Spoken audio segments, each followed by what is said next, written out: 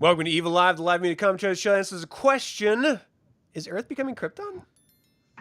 Subscribe to the channel because today we are reviewing Man of Steel. Chris, how you doing?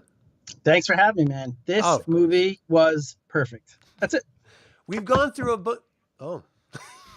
Wow. All right. No, Thanks for tuning in, everyone. See you. I absolutely loved it. I'm so glad we get to dive deep into this because it was amazing, and it gets better upon rewatching it. 100%. I think it's especially better if you watch the extras, if you have access to them, because you can see how much love and appreciation went into this. Yeah. And I want to couch that by saying, before we even get into anything, this has a 57% rotten score on Rotten Tomatoes. It's ridiculous. By critics. Critics hated this film. And I genuinely don't know why, because this is not like Zack Snyder when he went crazy into his new Zack Snyder mode. This was like the sweet spot of Zack Snyder, where he didn't write it. He didn't storyboard it. He took what Christopher fucking Nolan and, was it David Goyer? Yeah, David S. Goyer did. And then he filmed it. And that was it. Right. Yeah. This was not him ejaculating into the screen. This was him taking wildly accomplished screenwriter and filmmaker stories and then bringing it to the big screen. Yeah, I was curious too. So I tried to figure out what did people not like about this? And the only criticism that seemed to be consistent, I saw a lot of wildly different things, but the only through line that seemed consistent is that a lot of people felt it was too dark. Right. And I don't think that's true. I think it's, yes, compared to the 70s Superman that we've watched and talked about, it is darker, but I think it's just more sophisticated. I don't even know that. I know people are throwing out the word dark, and they've been doing it throughout the entire DCEU. But I don't think that's fair, because this particular movie is not dark. It's just adult. It's not slapstick. The original Superman is slapstick. And if you don't recognize it, it's because you were a kid and you haven't revisited it. Because if you revisit it as an adult, it is 100% slapstick comic-y. And, compared to that, I guess I could understand why people are like, this is too dark. But really, it's just adult. And one thing I don't think people take really into consideration is that every comic book series, no matter what your favorite comic book is, has been reimagined at least 5 times before you read it once. This is a regular occurrence as comics go through reinvigoration, reimagining, and they retell stories, backgrounds. They evolve, what was set before, and they change it into something that is new and unheard of. Why are we okay with that in comics, but as a comic fan, you're not okay with that in film? Because that seems to be the biggest complaint, is that fanboys, I consider myself one, fanboys of Superman were like, this is not my Superman. Well, which Superman is your Superman? Because there have been 87 iterations by today's date of what Superman really was. If we want to go back to the original OG Superman, he couldn't fly. He just jumped far. That was Superman. So you can't pretend there's been this consistent through line and then this deviated from that.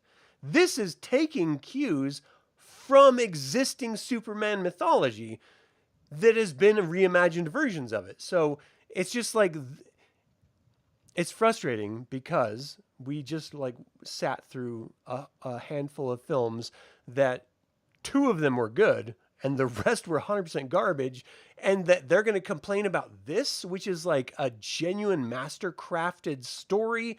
Visually, it's a feast for the eyes. Narratively, it presents Superman in a wildly more interesting and entertaining way, who is endearing all the way from childhood to adulthood, and then presents this sort of, and we'll get into it at the very end, but the most impossible reality that anyone could have to face. I either have to murder the only remaining person from my home planet, or they're going to murder innocent people. And you have to make that choice. And it's not like it was a easy choice. He struggled with it. And then to see the breakdown afterward, I think I was totally earned. I don't understand why people don't like this film. This is a beautiful goddamn film. Yeah, I love so many of the choices that Zack Snyder made. And, comparing them after having seen the previous movies, there are a lot of beats that are similar, Yeah. but in almost every case, with one exception that we'll get into with Kevin Costner's death scene. Yeah. With that one exception, every single choice he made was so much better. And just to your point about how people complain that it's not like the comic books. The comic books, any character that's been around as long as Superman has, they have changed with the reflection of the times. So Superman came out in the 30s, I think. Yeah, originally. So you're talking about, the 30s to 100, almost 100 years later. Like, it's changed every decade. It is. That's crazy. But it has to change because society changes. So, like you said, if you're going to compare it to the comic book, well, which decade? Because it's been, evolving as we have. 100%. And I just feel like this is just a much more sophisticated stance. And I just love the choices he made. Yeah. And there will be nuance that we're going to explore probably in greater detail in the next film. But for this standalone film, I can't tell you this. It had been, I think, a decade since we'd had a Superman film when this came out. I can't remember when Superman Returns came out. This came out in June 14, 2013. It had been a lot of years before we'd have a Superman film. We had like animated stuff and animated series, and that all did really, really well. Not as good as the Batman series, but it still did really, really well. And to have a reimagining of the Superman mythology come out on the big screen and spend time like delving into like Krypton and Jor-El and like really explaining like where he came from more than just like, like a Hoth backdrop like the first and second Superman did. It was like this weird, like just white crystal stuff. No, in this one, like we saw a whole reimagined universe of the Kryptonians. It even went into, they had like a history, and they like put out probes all over the galaxy trying to find new inhabitable worlds. And there's this like societal structure that came into place and stifled the exploration and focused them on their own home planet and sort of locked them down. And you couldn't even breed. Like you couldn't even have like natural birth of all insane things. Everything was programmed. So we got this view of a Kryptonian society that was wildly dystopian, that explained exactly how it would then ultimately degrade. And then once it did start to degrade, why this scientist in Jor-El, I feel like I'm saying his name wrong, but I don't think I am. Jor-El? I think it's right. Yeah, that's right. So in Jor-El, like trying to not save the people because it's too late for them, but just to save one. And in saving that one, maybe not only like creating this survival race, but also with where they ended up sending him, trying to help this primitive people in the same way. And the whole film was this almost manifesto of this is what happens when you strip a world of its natural resources. This is the end result. And it is wildly reminiscent. We've been having Earth Days since the 70s. We've known about climate problems since the 60s.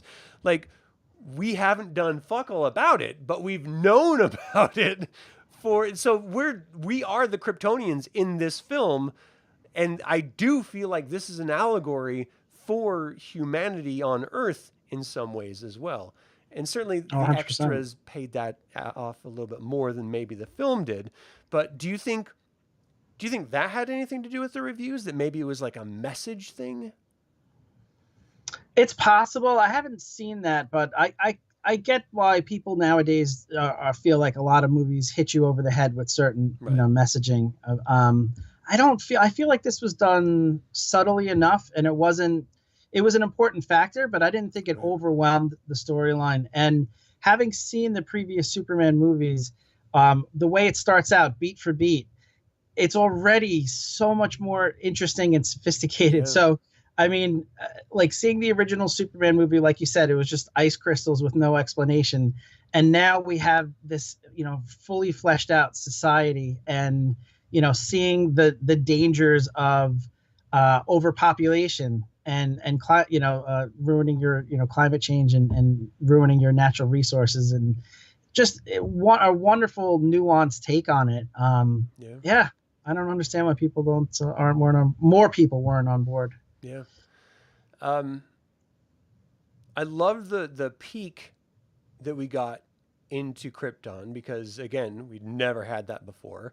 And we saw the Civil War play out, which I thought was super dope. I love the idea that it was almost like Matrixy, how they were harvesting this one DNA sample to manufacture this sort of global population where everyone was assigned a specific role. And setting that up, framing that in the film was incredibly important to, of course, explaining General Zod's character. Because outside of forcing the idea that these people were bred for a singular purpose and they were just executing that purpose. Outside of that very rigid mind frame, General Zod makes no sense. Because he's like, my planet's gone. Maybe I should just find a new way of living. Instead, he's just like, I must find the DNA and recreate Krypton Raw. Well, why are you so crazy about that? Because it's literally bred into him. So you Yeah, can't break out of it.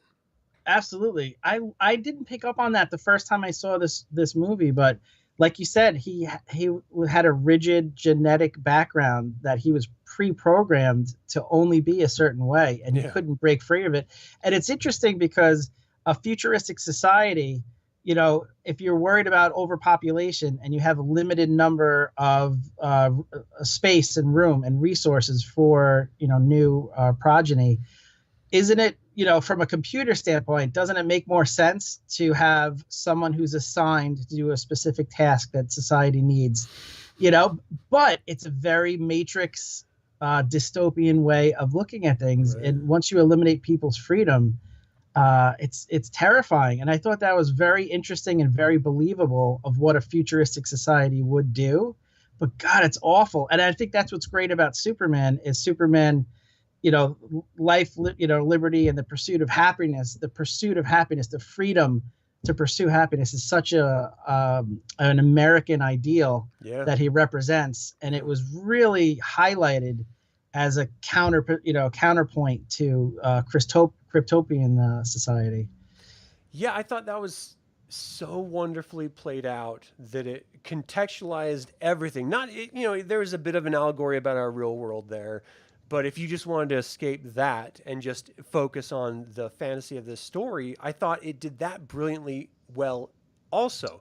Because Yeah, not only do you get this sense of this, and this movie more than any of the others focused on, except maybe Brightburn, focused on him being a straight up alien. Like he was not human. He did not come from a human background. And so the way that he conceptualized reality was fundamentally alien, even though he was raised in this world. And I want to go to his, the way that this film plays out is he's an adult and then he flashes back to his youth. And I thought that was done really well as well, because it's not just trying to copy the original Superman film.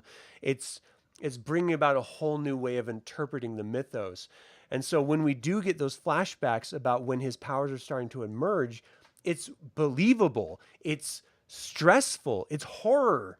Like for the young boy, the alien having to go through this. But the parents, so much better than Brightburn, did such a wonderful job of contextualizing it for him that when he does finally ask, why am I so different? What the hell is going on?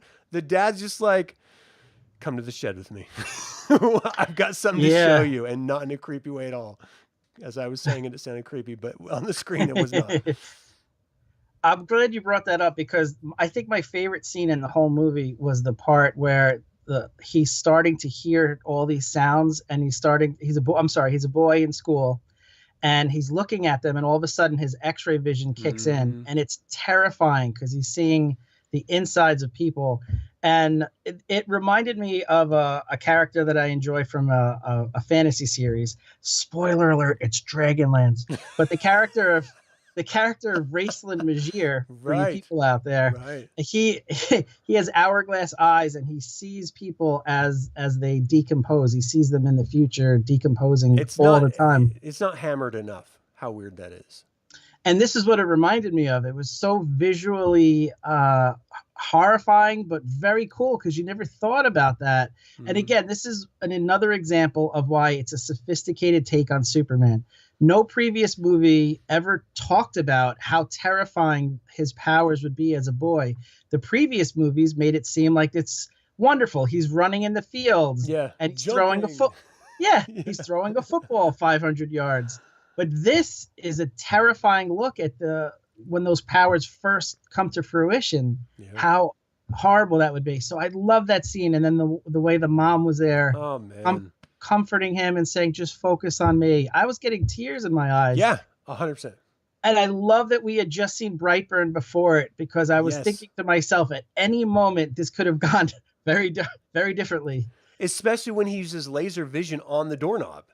Yes. Like, you're like, oh, this is a pivotal moment. Is he going to lash out and be violent in the approach? And if it wasn't for, first of all, the performance of Diane Lane, who is brilliant as Martha Kent in this, but also the writing to showcase the genuine, like, this as a parent makes me feel insufficient to having raised children, because of the compassion and love that these two parents show this child. And I just hope that I'm the outlier in this, and that every other child gets as much. Like, I feel like I do it on my kids, but I don't feel like I did it to this degree. Just the understanding and acceptance of truly insane behavior. Like, they're just like, no, look, just make the world small. Focus on my voice. You're not, this is going to get me emotional. You're not strange. You're not crazy. You're not weird. You're just a kid. And there's so much about this movie that just took me right back to my childhood. Like, I don't know about you. I was not a normal kid. I mean, I'm not a normal adult. I've never been a normal kid. I've always been sort of like ostracized and bullied and picked on because I'm totally different in so many weird and strange ways, behaviorally mostly. But like, seeing another child go through that, like, on screen, it immediately connects me back to my, like, childhood and how I like experienced the same, I mean, not experientially the same stuff, but of course, like, the idea of being ostracized and bullied and stuff. It completely brought me right back to that moment. And I couldn't help but just, like, every single time, I've seen this like maybe a dozen times now, every time it breaks me down because it's so real to humanity, but he's a fucking alien. And so it adds that fantasy element. So it's believable and it's relatable, but it's also that sort of wondrous fantasy out there type storytelling that brings you back to it. At least it brings me back to it every single time. Did you ever have to deal with that, of like sort of being like ostracized in any way as a young man? I definitely had some cases of bullying, and some of it didn't even make sense. There was I remember walking through the hallway and in freshman, sixth grade, and some kid just pushed me into a locker for some reason, and like I stood up and I was like, what? It made no sense. And then he just continued to, and it was totally random. And I guess he was angry the fact that I stood up to him, and it was really just standing back up. I mean, it's just, gravity. And he continued to abuse me like that whole year. And I had moments where I didn't like fit in. I wasn't good enough at sports to be with the jocks. And I didn't quite fit in with any particular group. But I did have, very, very good parents. And I had one or two good friends. And I always said I would rather have 2 or 3 good friends than like 50, acquaintances.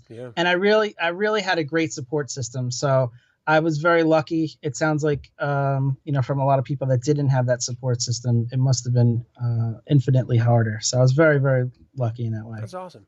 Yeah. Yeah, kids are shit asses.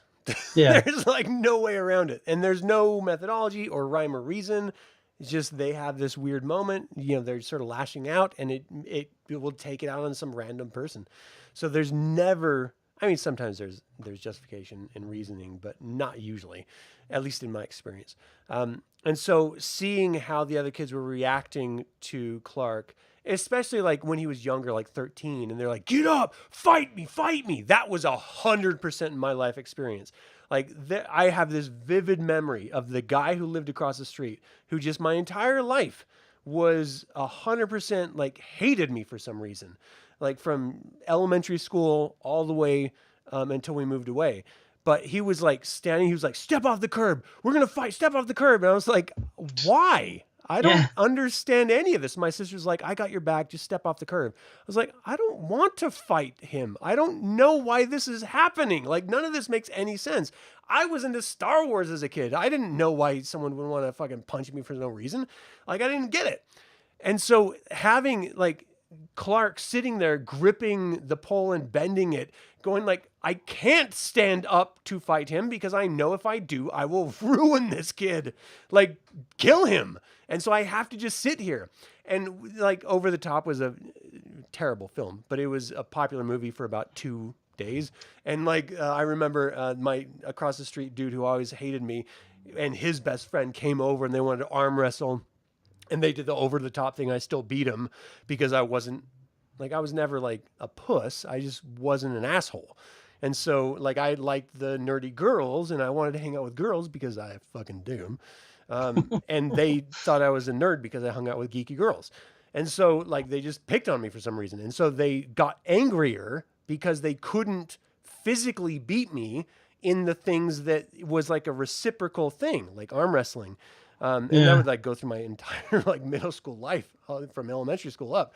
And it's not like a notch on my belt. It's just a reality of bullies don't make sense. They're just Yeah. shit asses doing stupid things. And they don't realize that the more someone's, to your point, stands up to them, like literally in some cases, not like physically, but like they just don't understand why they're behaving that way. It reflects that there is no reason that they're behaving this way, making them self-conscious and a little bit frustrated because they're clearly going through some shit of their own that is not being identified by, adults in most cases, anecdotally. Yeah.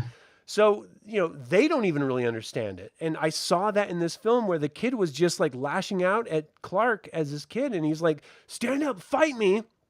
And then the dad comes over and he's like, "I really wanted to strike him. I really want to hit him." He's like, "I kind of wanted you to also." I love that line. I love that line too. Yeah.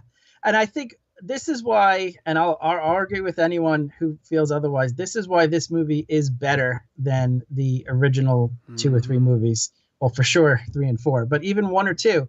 So beat for beat, there's the scene talking about bullying where there's the guy in the restaurant is picking on the waitress and tries to start a fight with him. Yep. Very similar to the one I think in Superman 2. And in Superman 2, once Superman gets his powers back, he comes in back and he beats the guy up.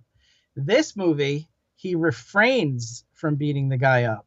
And I think that it's a minor change, but it's a more sophisticated take, and it pays back that scene as a kid where his father, told him that you can't do it. There's no, there's no honor in beating up someone who is an ant compared to you, a god basically.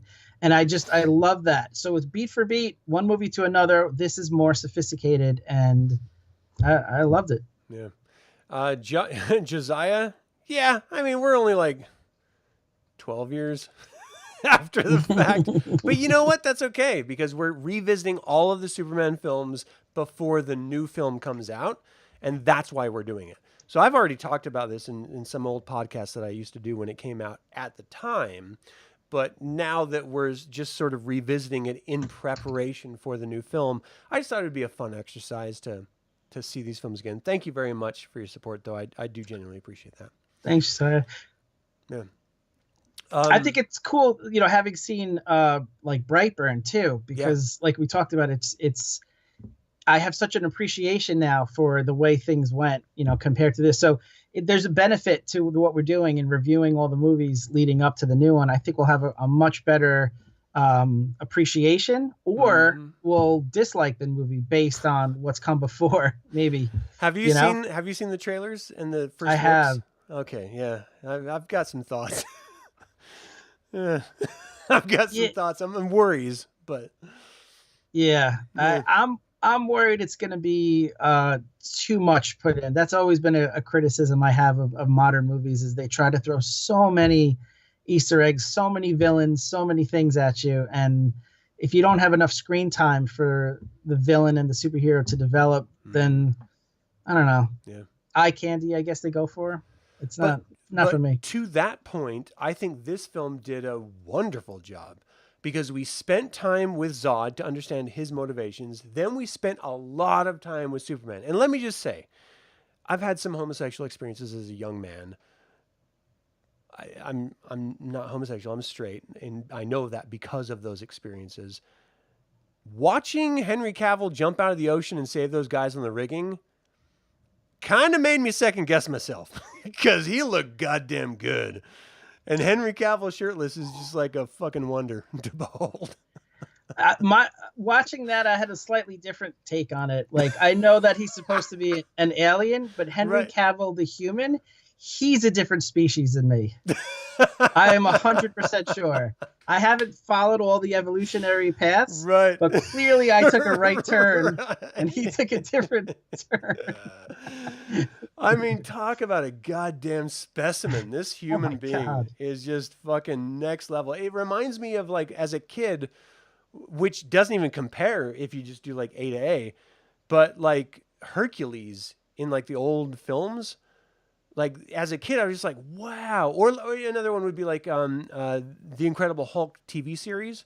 Mm. I was just like, wow, how do human beings get so big? And cut to, and it's like weird and it's strange. And cut to Henry Cavill, I'm just like, you're my hero. Will you rescue me? Help me. He And just looks and so good.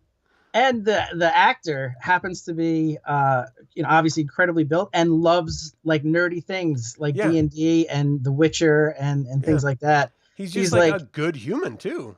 he's who I want to be when I grow up. Yeah, for real. Someday I'll grow up. No, like even like him in Mission Impossible, where he does that sort of gun, like I don't remember what they called it, but anyway, it was super dope. And like Henry Cavill in like a fine tailored suit, I have to like question myself, like, am I kind of curious? Because sweet hell, he looks fucking good. And I don't care because I'm never gonna fuck him, so it's not gonna have that awkwardness of where do I put it? How does this work? I don't have to deal with that, so it's fine. I can just like appreciate him as a specimen of fucking humanity in the same way that I appreciate Michelangelo. I mean David, the statue. It's just like that is a work of art, and I can appreciate it as a work of art. It's funny because my daughter was always like, "Wouldn't you like to have a body like that?" When we were watching like superhero films when she was a little kid. I was like, "No, those people are wildly dehydrated and wildly unhealthy right now. That's why they look like that because it is an unnatural state of being. They exercise in like insane amounts of time.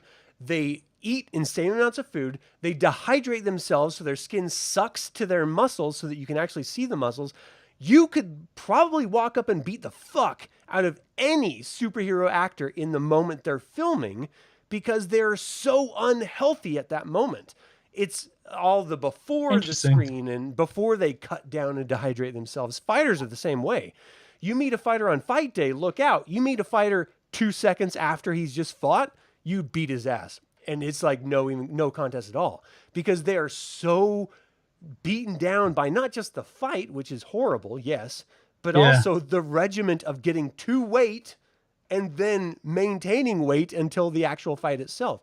It's not a healthy thing to experience, and it's not a normal state of human being, like at all. All those statues in like Greek and Greek statues of artistry and stuff. That's idealized, man. That is not normal humans. Normal humans do not look like that. It's just not a reality. And I hate the fact that we idealize this sort of body type because it's not realistic. It's not achievable for most human beings because everyone's genetic is in chemistry is wildly different. And for some people, it's just unattainable, full stop. And for others, you have to just destroy yourself to look like that. And what's the benefit of living if you're destroying yourself just so that you look a certain way? Girls go through it too. It's not just like a guy thing. I mean, exponentially, it's worse for women.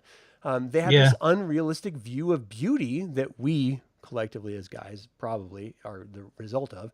But it's not fair and it's not real. I like real looking women with curves and natural body forms, not, well, I don't want to shit on anyone's body type, but I mean, there's, you can look at someone and I think everyone has a baseline of saying that's a normal body. And then you look at someone else and you're like, that's not normal. That is 100% fake and not fucking normal.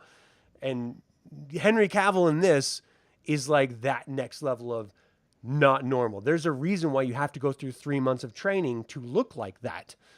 Because it's not normal.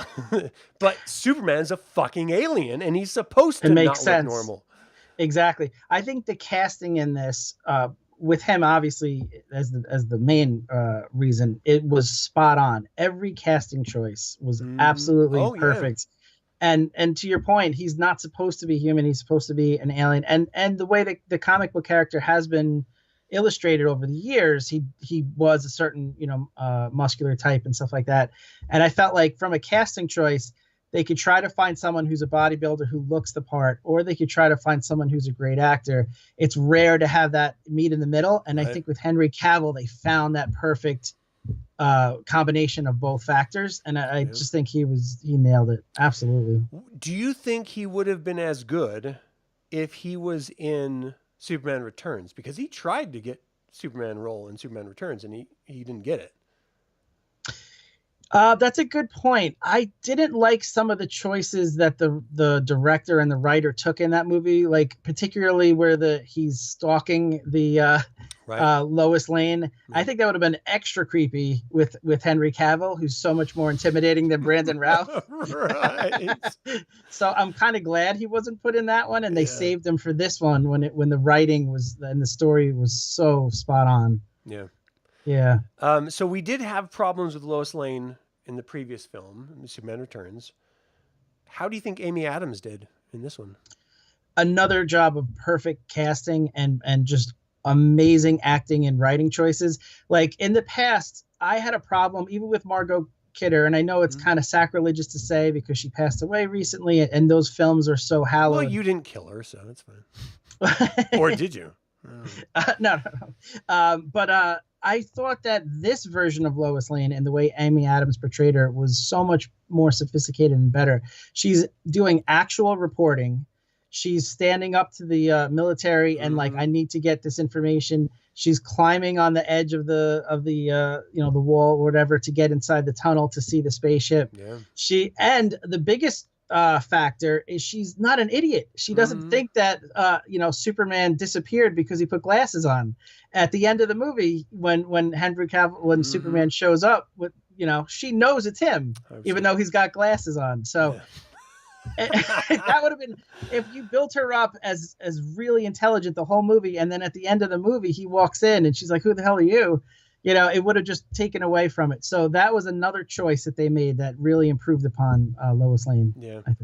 I thought she was great. She's a strong female who is capable of taking care of herself in normal, non-alien circumstances. She stands up and, they talked about her being embedded in military operations. So she's got courage and bravery. They present a realistic version of a strong female character without all the shit tropes that they have, in the past decade. In everyone feels differently about it, but I think there's been some shitty portrayals of women in the past decade. But this was a great one. Like she was I believe. Like I've been raised by strong women. Like I understand that this is a normal thing. It is not abnormal at all. And you just have to meet a regular human woman to realize that. But for some reason in film and in stories, we tend to make women like helpless damsels or fucking whores for some reason. We can't just have like a normal strong human unless it's a man. In this, she is a strong human being. She happens to be a woman. She happens to be a reporter, and it's 100% believable. And I absolutely love it because it matches up with every other woman I've ever met in real life. And I adore her character because she's living in a man's world. Journalism traditionally has been a masculine enterprise, and she's standing up to all of those men, even the most arguably, and I know people get, especially guys, get like delicate when I say this phrase, toxic masculine men. I do think it's a real thing. And she just stands right up to them, doesn't back down, and she knows exactly who she is. She doesn't need someone else to define her. Like, that's what a real human is like. If you've ever met a real woman, that's what they're like. And I love that they just let her be a character. They didn't have to send a message with her. And that she was fucking funny. She was Yeah. endearing. She was just great as the character. Oh. And she didn't jump over a railing for Superman to catch her. that helped. There's that. There's that. I don't know. After what is that? Arrival. Arrival. I was just gonna say. After fucking Arrival, I have not been able to see Amy Adams the same since. She's a brilliant actress. I know she was in some like Disney shit that I don't give a fuck about, but she's got chops. And I think this DCEU sort of triple movie that she was a part of proved that. Other than Arrival, because Arrival's like next level storytelling shit. Like, it was just brilliant. Yeah, I think the movie was Enchanted. I mean, I don't know. I'm just guessing. Enchanted was the movie. I have a daughter. It's okay. I think you're right. I swear. I've never seen it, but I think you're right. All right, so we haven't even talked about this. Clearly, it's directed by Zack Snyder. Screenplay is by David S. Goyer. Story is actually by David S. Goyer and Christopher Nolan. I don't think people appreciate that enough. Christopher Nolan has had just hit after hit after hit. I haven't seen them all because not all of them really like connect with me, but the ones that I have seen are just next level as filmmaking. So Christopher Nolan, he's got chops. Cinematography is by Amir Mulkry. I don't know anything about him in the past, but I thought this was put together beautifully. And watching all the extras and what went into this, they tried to get everything practical that they could realistically get practical, from aircraft to action scenes. Everything that was not a super fast motion, crushing thing was real. Like, I don't know if you watched the extras or not, but they were on wires the whole goddamn time. It was incredible. Yeah, the mix of practical effects and CGI was seamless, especially for a movie that's not in the last few years. This is going back over 10 years, right? Yeah. So it was absolutely like spot on. And I wanted to ask you, like, I love the style that they stuck with for the majority of the movie, where it was almost like a documentary style, like the way it was shot on certain action scenes. It just gave it like a realism, like you're watching it through like a news channel or something like that, and news report online. And it looked like that third person perspective. Sometimes they switch to like the first person punching, but a lot of that fight scene, which was a long fight scene, but a good one against Zod. It was the second half of the movie. Yeah. It was just a single fight scene.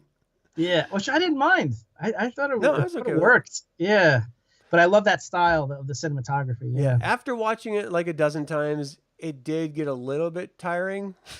Like this last viewing, I was just like, I've never noticed it before, but this is going on a really long time. But in previous viewings, I was just like there for it. I was 100% in.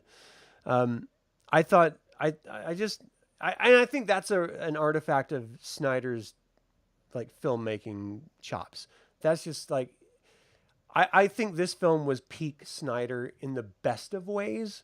He has done some kind of bad projects that he has owned, but in this particular case, I think he's the perfect director for what the screenplay was, and to get visually on screen what needed to be got on screen. I think he was the perfect director for that. I loved it. I thought he did such a great job. I agree. And I feel like he was a little bit restrained. Like he has a tendency in some of his Yeah. movies. Yeah. Rebel Moon is probably the biggest example to 100%. overdo the bullet time, and it's like excessive. I didn't see a ton of that. I thought Yeah. he contained himself, his Zack Snyderness. And Yeah. I thought it was a good like you said, I thought it was a perfect director for this story. Yeah. Let's talk also, because Superman is known for John Williams' score. That famous Superman score, which just brings emotions out in me. Every time I hear it, I'm just like, where's this coming from? What is this? And it just takes me right back. The power of music is spectacular. Hans Zimmer took a very different approach. I bought this album after I saw the film the first time, and I listened to it maybe 50 times. I've fucked to this album. I have like driven to work on this album. Like I've listened to this album so much. I don't know if I'm like programmed or something, but I loved his take on this score.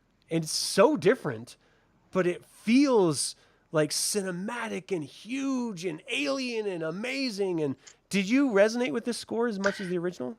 I did. I was kind of at first. I was like, "Oh, I kind of miss, Right. the original score." But I think this is a case where, because the last movie, Superman Returns, did have a lot of cues of the original score. I feel like if they had done that again, it would have been repetitive. So I think having that previous movie take that approach, I kind of like that this took a different approach, and especially with the story being so sophisticated and different, it almost would have been jarring. You would have been like, Yeah. "Oh man, doesn't really fit with that other movie. That the movie was great in its time, but this is new. This is different. So why are we reusing, the John Williams score?" So I did like to it. Yeah, I did feel for it. So Hans Zimmer did a great job. So this was originally released June 14, 2013. It had a budget of like 225 to 258 million. That's quite a spread to not have a number on, by the way. But it raked in $670 million in the box office at 2013. Yeah. That's huge. That is huge. That's like Endgame level type money, That's like after the Marvel universe went through like iterations and huge films, like they like finally had like these big blockbuster endings to them, and that's the type of money that they brought in. I mean, it's incredible that nowadays, when they're like reflecting on some of the more recent, I mean, you can even argue like Batman v Superman, where they were like, "Oh, it only brought in 560 million. It was a failure." You're like, Yeah. "What? That's a huge amount of money, and it's more than they spent making the film. How is that a failure by any measure?" And it's just because they're comparing it to the billion that Endgame did, instead of just like the reality of what a film can make, with an audience. And so, like, it's like 670 million. It does not add up in my mind to the critics score of 57% rotten versus the audience saying, "Fuck that, it's 75% amazing." Yeah. And I think to get to 670 million, I think you have to have a lot of repeat viewers. Yeah. So that to me tells me that people enjoyed it and wanted to bring friends and see it a second, third time.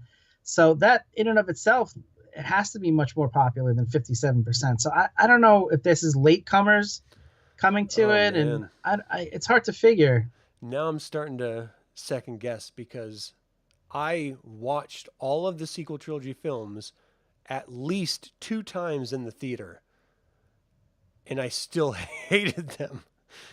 Because I was like, I'm going to go see this with my family because I've done this for all the prequel films and I love Star Wars. And then I watched it, I was like, I can't feel this way about a Star Wars film. I've got to watch it again. Let me just go without the family. I'll just go by myself and I'll see it and I'll sit down and I'll understand it and I'll appreciate it for what it is. And I paid for it again. I was like, it still doesn't work for me. What the fuck is going on with this? Why is this so weird?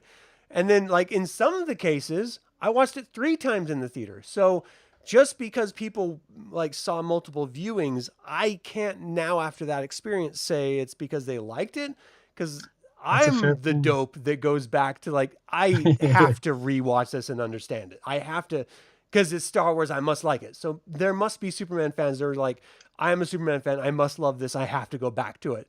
I didn't Maybe think of that, that. I don't know. Yeah, That was just my own experience. And so it recontextualizes box office numbers for me. yeah. I never thought of that. That makes sense. You have to think about that It's more. sad Yeah, and yeah. frustrating is what it is. But So, it's you hear this thing all the time where a movie has to make 2 to 3 times its budget right, because of the cost of marketing and stuff right. like that. That doesn't always make sense as far as like, yes, if a movie costs 30 million to make, 60 million, it's probably breaking even. But a movie that costs 250 million to make, that makes 670 million. Yeah, Like even though they're sort of similar as far as double, there's still a 300 plus $1 million, you know, yeah, profit. So, yeah, so it's not the same. 30 to 60 isn't the same as 300 to 600 million. You know what I mean? yeah. Like I that's feel a like lot of big difference. that. It Yeah, the budget is not exponential to the right. cost of the film. Like that's gonna, Yes. you may spend a little bit more, but it's not gonna be 100 million. Exactly. Exactly. Yeah, Yeah. 100%. All right, so Henry Cavill owned it as Superman, and I like him in the next two films more than I like him in this film, even though I love him in this film. I just like watching it now after having seen the other ones. And I'm a weird hair guy. Superman, this is gonna sound insane. I understand that. With like poofy hair, like 2 inches off his head, feels weird to me. I don't know why.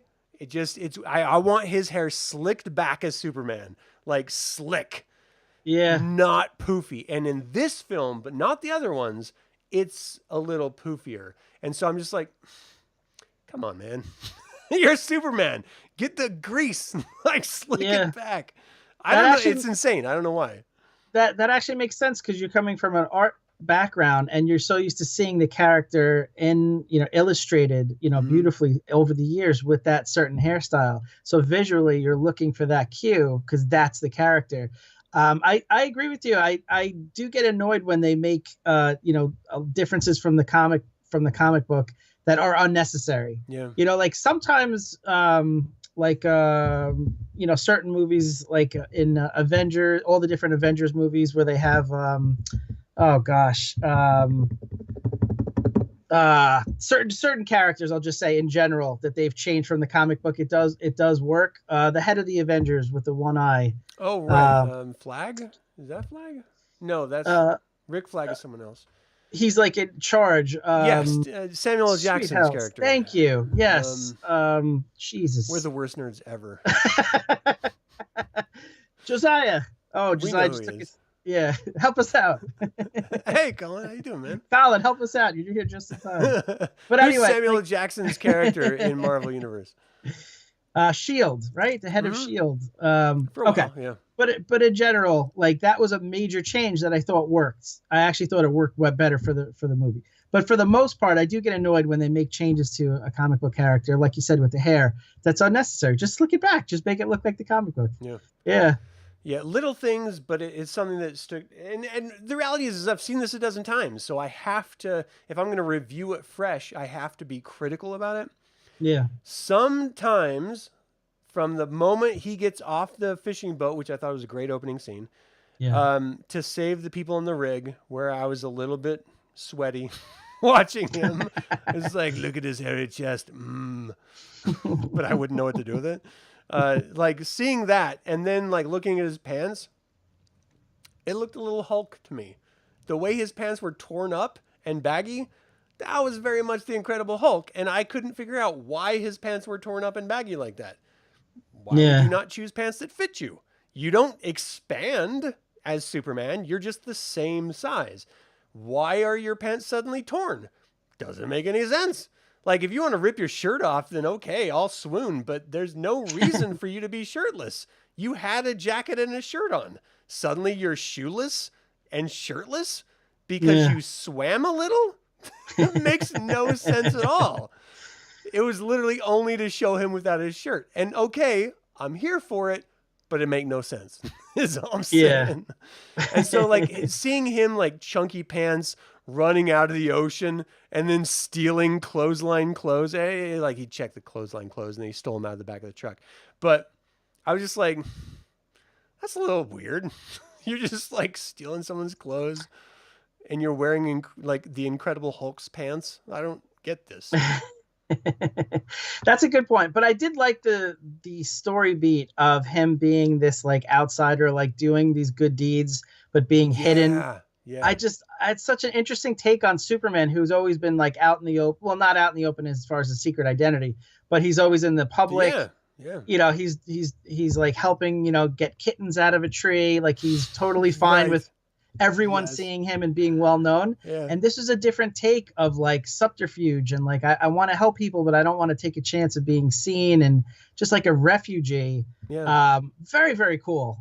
I love that. I feel like this Superman, like previous Supermans, have just been like, oh, I'm a superhero and I will save you when I'm capable of saving you. This Superman seemed to go out of his way to stay hidden, to blend in, and his sole purpose in existence, he knew he wasn't going to die in any case. So his sole existence is to help other people. And I feel like if the, I may be going on a limb here. I would like to think the best case of a human being who could not die would be someone who would want to do that. They're just like, no, I like, it's no skin off my neck. And if I can save someone and it makes me feel good, then I'm going to fucking do it. Like, I don't care. I don't care what their socio-political religious values are. I just like, I'm an alien. I can do it. Why wouldn't I?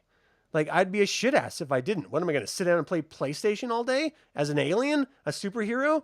No. Like, I'm going to blend in. I'm going to stay anonymous, and I'm going to do what I believe is right. I love that because it's this idealized version. Superman himself is an idealized version of humanity. It's a romantic version of humanity. It's an irrational version of humanity because there are some people I would not save. 100%. I would probably help them die if I could get away with it. But the reality is I'm not Superman. So like his character is like supposed to be the best of us, you know, that sort of Christ-like. And I want to nail that down in this review more than previous reviews because I do Did believe you say the allegory.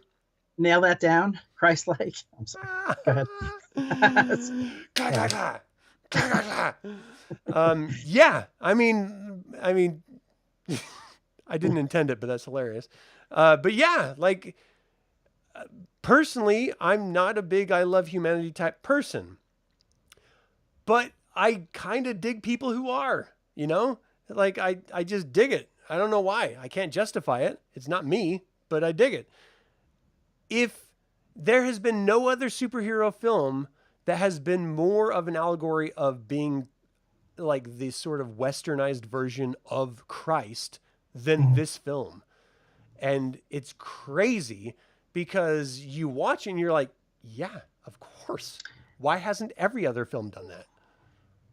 Yeah, it was very, very prominent, and there were scenes where he's like coming out of the ship and he's got his hands Right. in the Christ-like position, and then the scene in church where literally right behind him is a big glass, you know, depiction of Jesus of Nazareth. Yeah. In case any confusion, which Jesus we're talking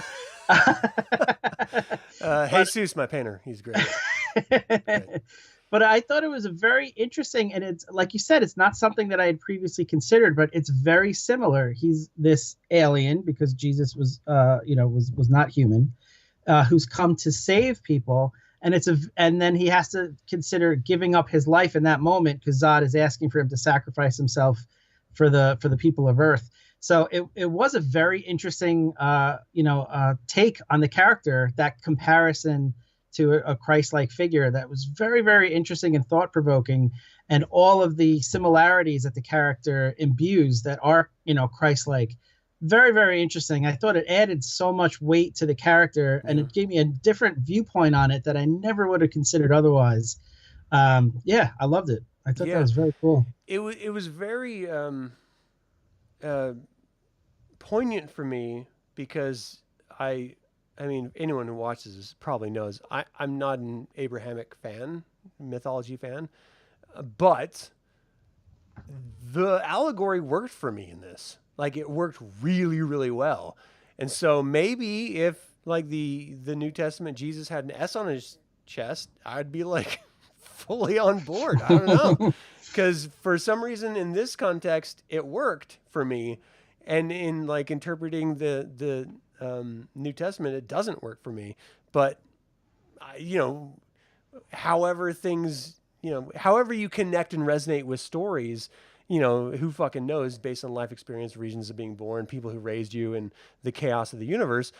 This worked for me, and I loved the allegory. I thought it worked great. Seeing, especially in future films, where the expectation of other like rando citizens like calling out to Superman and celebrating him and worshiping him almost, well, overtly in some cases, in the DCEU universe, it makes 100% sense. Like, and he doesn't do himself any favors because he continues to solve problems. He doesn't turn back time to do it. He's on the spot and he's there to help when he can. And it gets him into shit when he can't save everyone at once, which we'll get into in the future films, which is so great. But I loved the aspect of him in this trying to maintain anonymity because, and this is where we should talk about his father's death, because on the face of it, his father's death is garbage. There's no Yes. universe where I watch my dad die and I could save him. There's no universe that happens.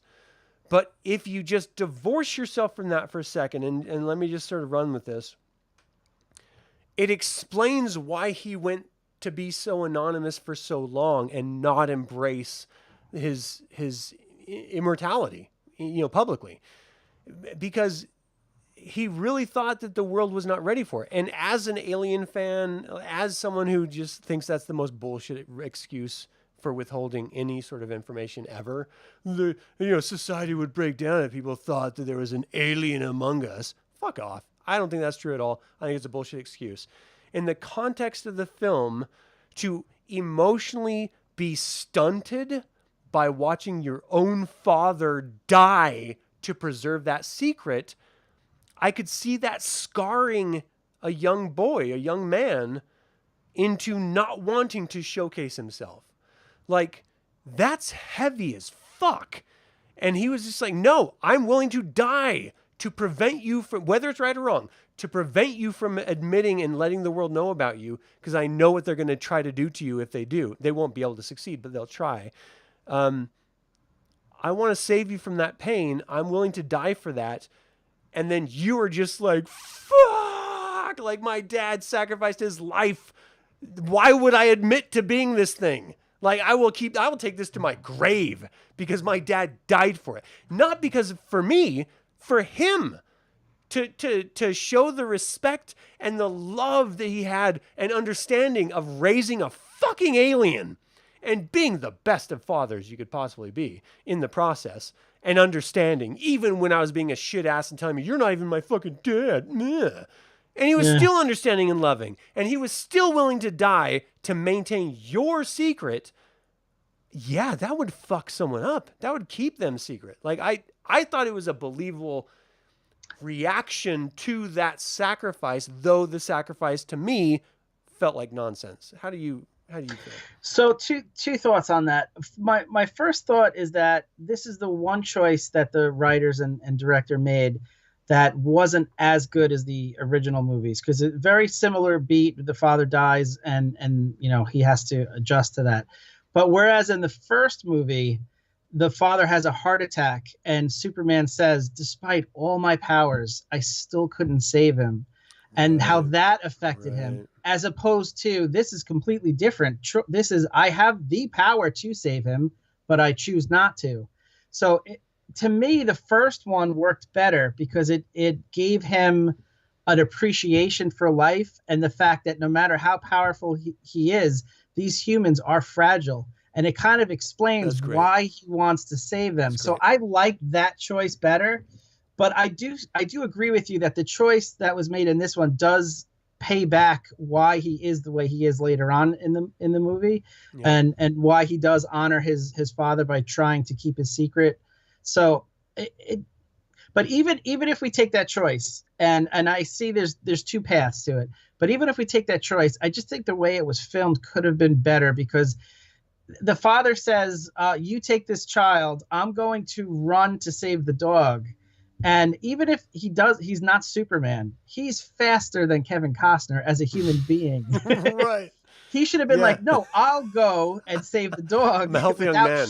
yeah. So just the way it was filmed even bugged me. That's the one thing keeping this from being a perfect Yeah. movie to It me. it was ham-fisted. They're like, we have to have the moment to explain his behavior.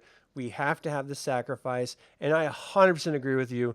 The resonance of the frailty of humanity and not being able to save them, even if you are the superhuman alien, uh, hits home better. Uh, yeah, I do think it still bothers me because I still every time I watch it I'm like, just fucking run.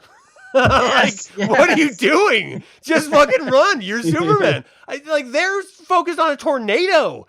You you just saved a bus full of kids as a kid. Like Yeah. they explained that. Why can't you explain you running to your dad in a hurricane? Like, come on. At least try. Run slightly faster than a human can run. Right. Try. I don't know that. uh, Yeah, you're 100% right. It's still like as much as it explained why. I can imagine the writing room, and they're just like, "This isn't working," and they're like, "It's the best I got right now." They're like, "Fuck, we only got like, we got to do this. All right, let's just do it." Like they knew it wasn't great, but they probably just couldn't figure out a better way, or they wanted to differentiating enough to pay off their script that they're just like, just run with it. Just go with it. It'll be fine. It's fine. It's fine. You know, and they're just like, yeah. all right, let's just do it. But I Yeah. don't think there's anyone, and I would love to talk to the, Goyer or Nolan and just be like, are you 100% behind this choice? Because Yeah. I guarantee, just for some reason, I can't justify that they would be like, yes, that was the best choice in the moment, because it's not, and visually Yeah. on screen, it's not. But you just have to go with it because they made the film and we didn't. So, Right. but yeah, that is the weakest part of the entire film to me. I loved the realizing of powers. I loved the challenging from his peers. I loved the anonymity of saving humanity.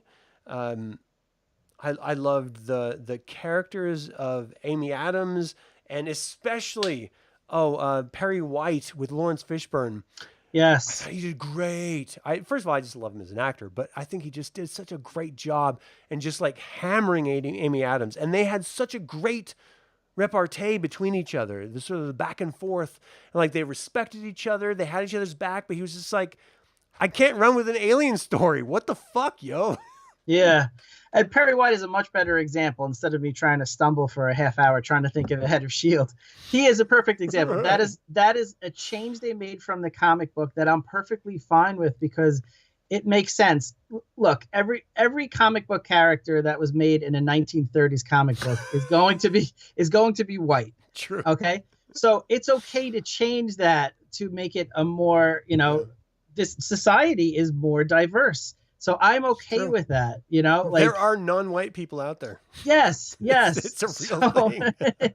so the hair bothers me more than the fact that they changed Perry White to Lawrence Fishburne. Yes, that's the weirdest thing to admit, but yeah, it does. And I thought he worked great at it. What'd you think of Michael Shannon I got to as be Zod? honest. This is coming off the heels of Boardwalk Empire. I love me some Michael Shannon. I think he's great. I don't care. I loved him as the character. He's weird. He's a weird person. Like, not actor, human being. He's a strange human being.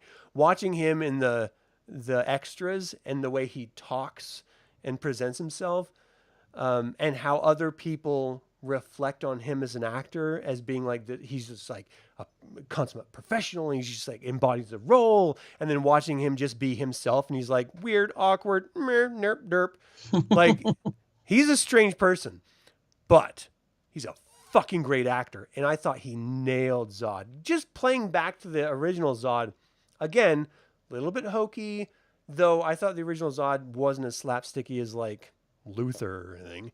Ned Beatty, right? Yeah, yeah. Yeah. But I thought he did great. Like I thought I like Michael Shannon. I mean, I don't know. What do you think? I absolutely loved it. His intensity was so palpable, Right. and that Yeah. scene with Russell Crowe when they're battling in the beginning Yes. was epic. I could have watched a whole movie about that and just like throw Yeah. Superman on at the end. Like I want to see this Krypton movie. That Every single awesome. time I watch this film, I'm like, why haven't I watched the Krypton series? Like, there was a series based on this film and all the work they That's went on to this right. film in sci-fi. They did a whole series. I think there's only like 1 or 2 seasons or something because no one watched it and so they stopped it. But they did so much work on this film to build out the Kryptonian society that Warner Brothers was like, we got to use this in a series or something. Like, you guys have done way too much work not to spin this off. Let's do Krypton before its end. And it's like, I genuinely still want to see it. It's out there. It exists. And I will eventually like get to it. But yeah, they did such a good job setting up like Zod as a character, and just I don't think Jor-El is in the series at all, but Jor-El and the whole Kryptonian society, that I'm just like, yeah, this has got to be I have to watch this. This has got to be good, right? Because they're so good. It can't live up to them because fucking Russell Crowe and Michael Yeah. Shannon, you can't live up to that as a TV actor, but still, I still like to give it a go Yeah. just to see. Michael Shannon's awesome, man. If you haven't seen Boardwalk Empire, do yourself a goddamn favor. If you haven't seen that, there's a Christmas show. Do you know what I'm talking about? He's an angel, but he sells weed in it. No. That's awesome It's though. so goddamn good. It's what's his name? He's like known for smoking weed. He does the laugh. Is the beard? Why can't I think of his name? I watch this show every single Christmas, and it's like eluding me. I gotta look this up for you. He's like the known, like stoner guy who makes movies. Best Friends. He did The End of the World or whatever. This was like, fuck me, I can't remember his name. Seth Rogen. That's it. So Seth Rogen made this Christmas movie about 3 best friends having one last best friend moment. And Pottersville? No. Oh. Michael Shannon is an angel, and you don't find out until the very end, so spoiler alert. He's an angel that sells weed to a bunch of friends, and he puts on this end of the Christmas party. There's like the go-to party. It's like everyone tries to get to this party, and it's a hilarious film that I watch every single Christmas because it's well crafted and it's funny. But Michael Shannon's so great in it. He's just like the best. And if you like Seth Rogen, you have to see this film because it's just great. And it genuinely is funny. In any case, that's my experience with Michael Shannon. I thought General Zod was great, portrayed by him. Kevin Costner is a name that you don't just like throw out there. He's like a hit or miss. He's been in so many banger films that have done so well. They've just won so many awards, and he's such a fucking name. For him to come in as Jonathan Kent to die. I mean, admittedly, this was like at the end of his, before they started doing the new television series of like the Wild West that he was featured in. But this was like the lull in his career. To have his fucking presence as Jonathan Kent, I thought brought a ton. And the writing for him brought a ton to this character. I loved this father so much that it made me feel inadequate to be a father. That's how much I thought how well he did. Did he land for you, or did you just keep seeing Kevin Costner the whole time? No, he absolutely landed for me. And I think it was such a difficult role because they took a stance because they spent 20 minutes on the Kryptonian part. Yeah. And the fact that they didn't really want to repeat the same origin story because we've seen it a bunch of times now. So they didn't show you like his entire life growing up, and because they know that the audience knows a lot of the story. They skipped a lot. So that means that you had to have an actor absolutely nail every second of the Jonathan Kent storyline because they're expecting you to carry moments off screen that are never portrayed. You know what I mean? Mm-hmm. So I thought you absolutely needed someone who was a great actor to have all those nuances built in that weren't actually portrayed on film in this movie. And I thought that he absolutely nailed it. And even the scene that I hate of him with the where you get swept away by the tornado, his acting was so good in it, Yeah. and the way that look, there was so much in that look he gives to him that it almost gave me second thoughts rewatching it this time, where it was like, God, he's so good that I'm getting emotional, even though I hate the scene, Yeah. and that's how Yeah. good his acting overcame my disdain for this moment. That's so perfect. Yeah, you're absolutely right. And it's so strange to really hate a choice so much in a film, but still be there for the film despite it because you Yeah, love the actors in it. I mean, Diane Lane is just a goddamn just a vision on screen. I think she's the best mother ever. When Superman comes back, he's like, "I found my people," and you see there's this parental moment that I can only pretend to understand because I've never raised an adopted child, where she's like, "But I'm your mother." And he's so excited to have found who his real parents are, even though they're not around. She acts as if she's slightly like disappointed, like, oh, now there's someone else to take my place, like you don't need me anymore, and I've lost my husband and I've lost everything and now I'm gonna lose you. There's it's not overt, it's a hint as she like pats him on the chest and turns around that my heart just shatters for this yes, woman who has given everything for this child, and he's not like turning away from her, he's just sharing his excitement, but his excitement is a reflection of her own inner inadequacy or lack of genuine, being the actual parent, and her own human fears of not being able to be there for him, especially because she can't because he's a fucking alien. He's a superhero. So like she has to deal with so much, and she's in such this emotionally vulnerable space that to have that moment is just like emotionally wrenching for me. And you don't get this yes. from superhero films. You don't get this type of like emotional drama normally from action films. But this one brings it in fucking hard.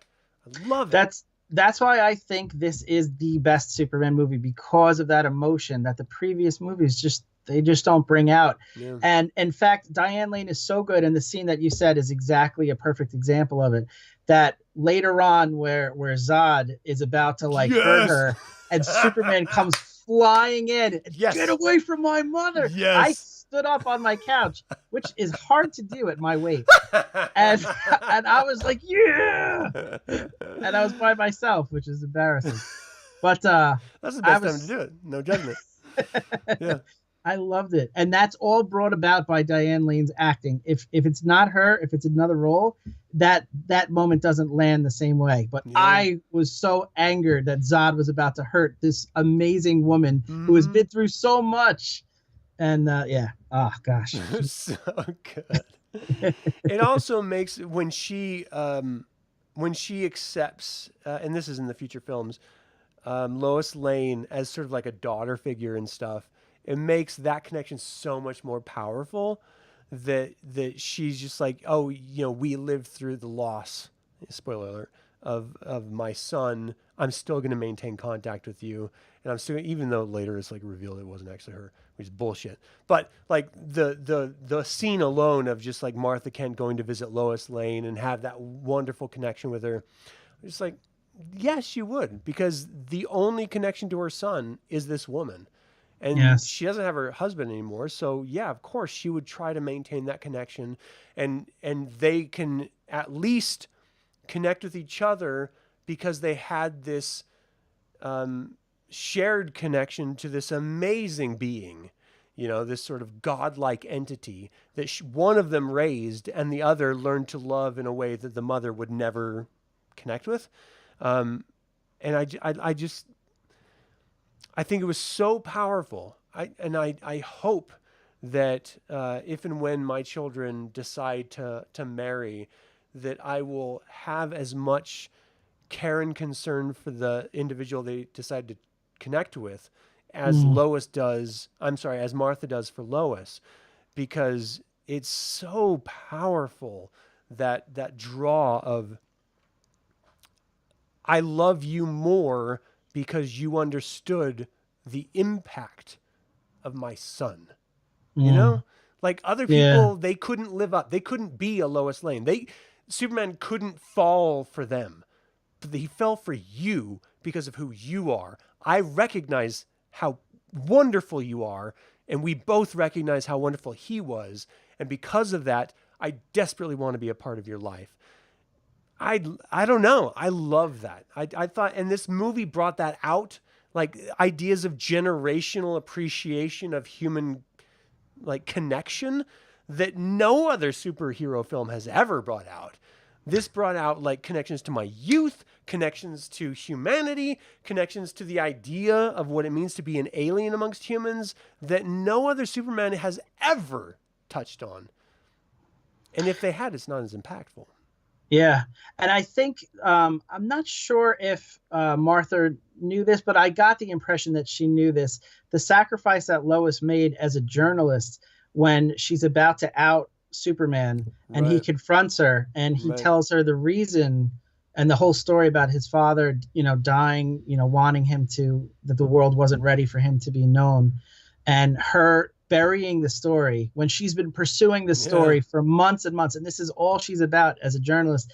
The fact that she sacrificed that, I don't know if it was overtly said, but I got the impression that Martha knew about that, and I think she knew that Lois loved her son, to sacrifice that and not give away his secret.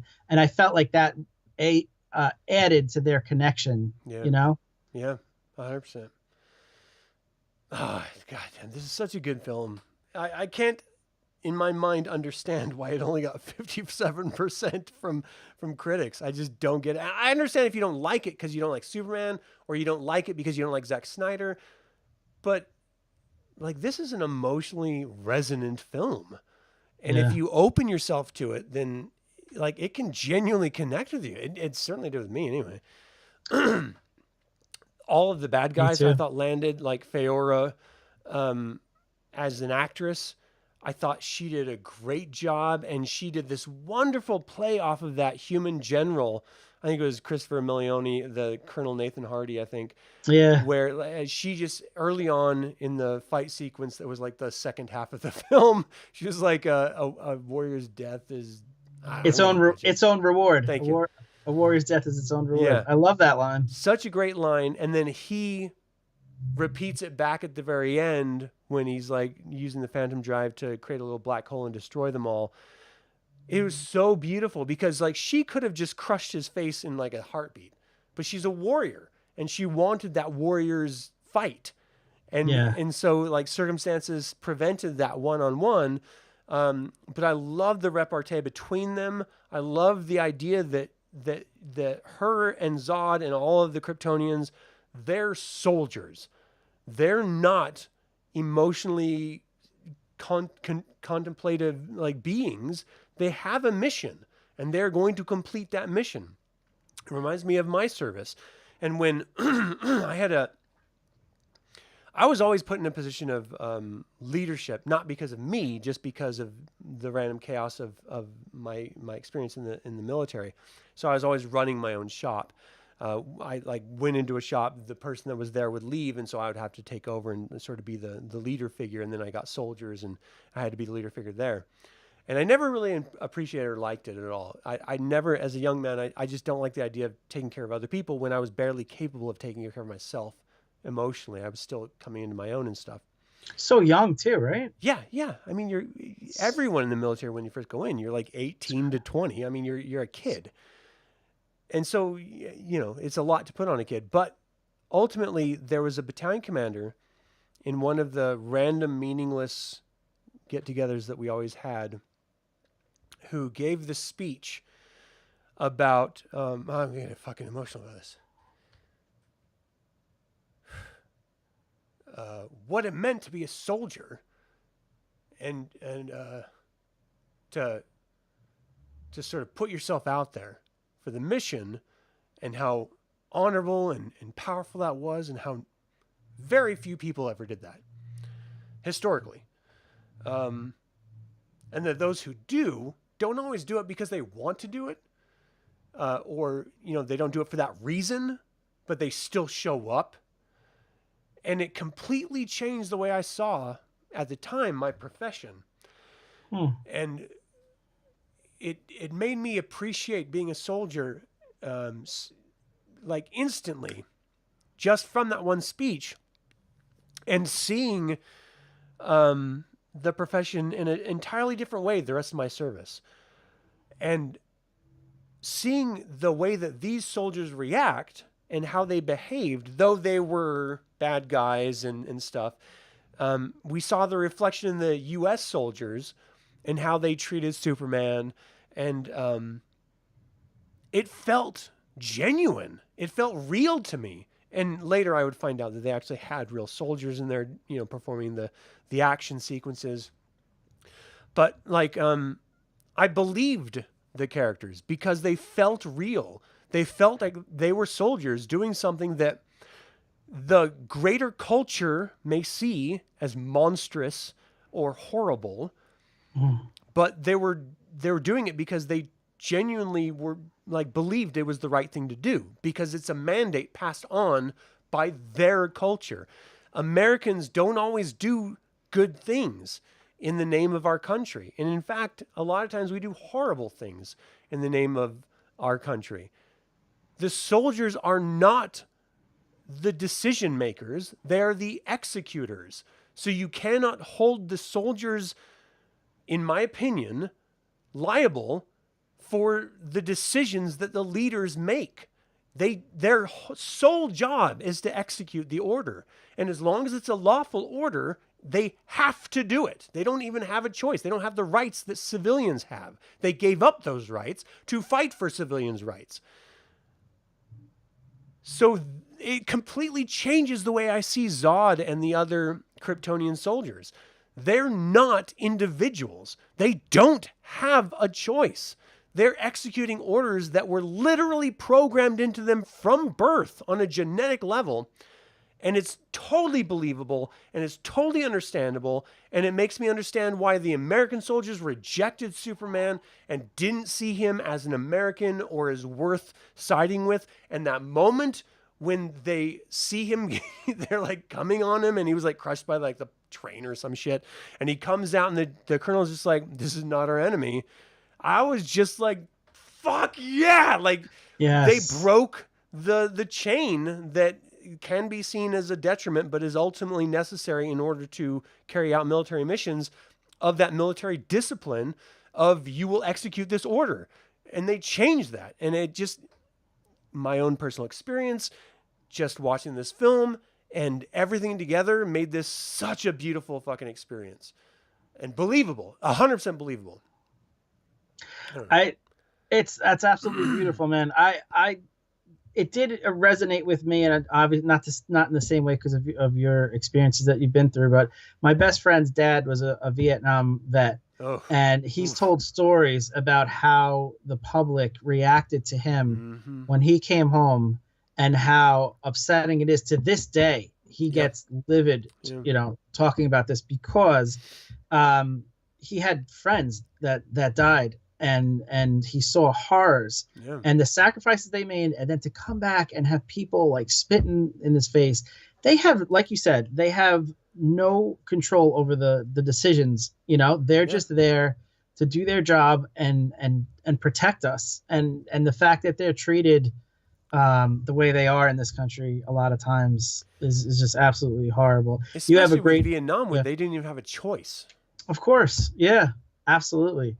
You have a great podcast where you relate some of those stories, or feature on one of the podcasts that I really resonate with, and I really appreciate, because I haven't had that experience. So hearing about it firsthand has really been very moving. So if anyone checks that out, I recommend it. Yeah. I had an opportunity recently to work with a nonprofit organization that was bringing awareness of Agent Orange. And this is something that my stepdad and my stepsister, whom she's joining me on one of our games in a different D&D channel.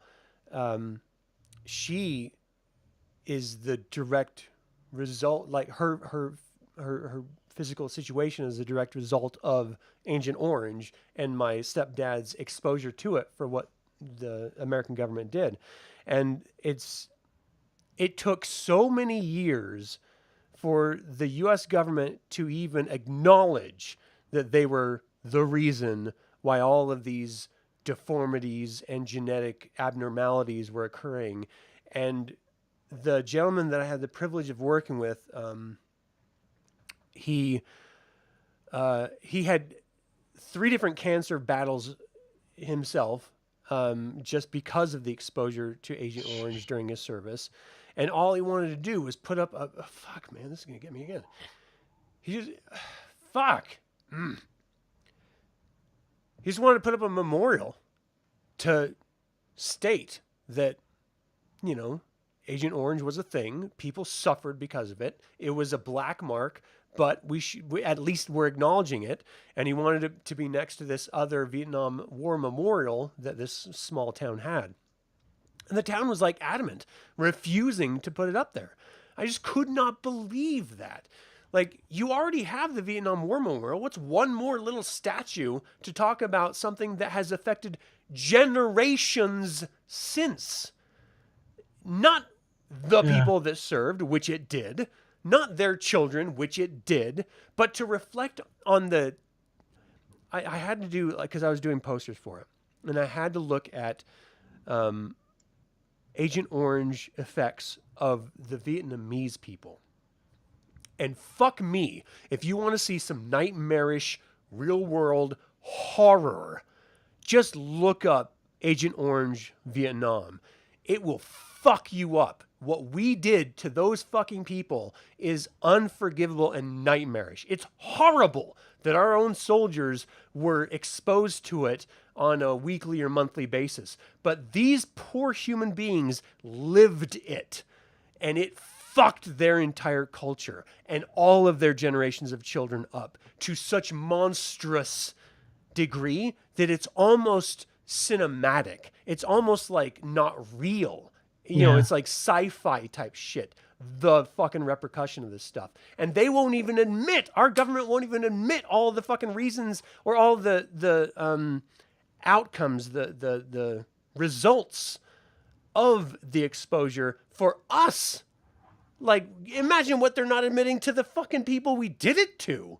Like, how horrid it is. I don't know how we got on this fucking topic. But I don't want to, beat a dead horse here. I think just to bring it back to Superman, I think the fact that if you're watching this movie on a superficial level and just comparing it to Marvel and some other, comic book movies, you are missing out on all of this nuance and all of the topics that this has brought up and what we've been discussing. Like, watch it again. If you haven't seen it in a while, watch it again. Keep your mind open and your heart open and actually let it affect you the way it's clearly affected Adam and myself, because this movie is deep and very nuanced and beautiful. Oh, Colin, Jacob's Ladder? Fuck me. That's a brilliant film. Oh my gosh. Oh, that's going to be a good discussion, I bet. I think this is why I enjoy doing these conversations or having these conversations with you, Chris. Never once have we had a Superman movie comment, like review, that's just superficial, like, oh, this is what happened and this is what we thought. It's always layered, and like there's so much more to these films than I think most people, and maybe I can't imagine we're digging, because I don't think we are. I think it just brings up these extra layers because of how they were filmed. I just don't think we're digging for the extra dimensions to talk about. And yet we're an hour and a half in and we're still like going strong and talking about allegory and relatability and drama and stuff. So I don't know. We have to end it at some point, so this is as good as any. But are there any last thoughts about Superman or Man of Steel? So I think we hit on all the things I wanted to. The one thing, and we could bring this up actually next movie because it relates to the next one as well. But I did think it was interesting that last battle, and I think I'd sent you a screenshot of Superman standing in triumph after defeating Zod, and like the entire city is burning and collapsing behind him. Right. And Zack Snyder had said in an interview, someone just casually asked him, like, how many deaths do you think there were in that final battle? How many humans, casualties? And he said probably about 5,000. And he said it like very like offhandedly. And I'm watching that scene and I'm like, holy crap. Like, I mean, look, I can't criticize Superman, but it did seem like he was throwing Zod through these buildings kind of haphazardly. So I do, but it's interesting that they, in the Batman versus Superman, that's one of Batman's issues in the next movie. So we could discuss it more there, but I think it is interesting, the repercussions of some of these battles. And 100%. Especially in the next film. But I do want to like sort of end on one final note, because a lot of Superman fans have their biggest problem with this that I've seen is that Superman murders Zod. Yeah. It's the hardest thing for them to justify and get around because Superman doesn't kill people. But one, this is a reimagining of Superman. Two, this is him coming into his own. This is the first time he's ever been faced with someone of his own power. And not only some of his own power, but someone with experience that goes far beyond his own. And someone who is straight up not willing to stop. And he straight up says, you don't kill me, I'm going to kill everyone you love. And when Superman finally does it, it's to save people, and he is clearly torn the fuck up because of it. So it will justify why he refuses to kill in the future, because he experienced it and it hurt him and he hated it. And it wasn't just killing a bad guy. It was killing the last of his people, the last connection he will ever have to his home world. It was so much more emotionally resonant than I feel like people are appreciating it as. And it explains why Superman is the way he is, because he tasted that and he hated it. And so he refused to go back to it. I don't know. Did it work for you, or did it bother you? No, I absolutely loved it, because again, it's a case of a more sophisticated, grown-up take on Superman, because it's not like they were, saying how wonderful this is, or bypassing it, like he killed him and has no repercussions. He, in that moment after, he is crying, he is distraught.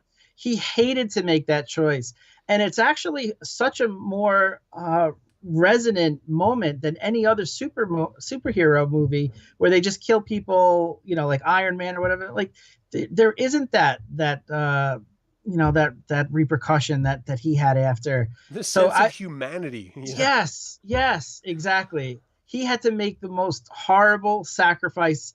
He was more willing to sacrifice himself than he was to kill someone. And the fact that he had to take that sacrifice to save people, he's done everything he can for humanity in that moment. And I loved it. It was the best take on Superman that I've seen. Yeah. So, yeah. All right. Well, that is going to do it for our review of Man of Steel. Thank you all so very much for tuning in. Genuinely appreciate it. Let us know what you think of Man of Steel. Are we way off base? Did you feel differently about these story beats than we did? Did I go on way too long about the Vietnam War? Probably. I appreciate that. I actually want to hear from one of those people in the 53%. That's not math. 43% of the Rotten Tomatoes that did not like this movie. I would be very curious to hear why. Yeah. And have you seen it lately? Because if not, you might have a different take on it. True. Yeah. True. All right. Well, we are going to be doing Batman v Superman next. Probably in a couple of weeks, so look forward to that. We are coming up close to the release of the new Superman film, so I can't wait to talk about that when it comes out.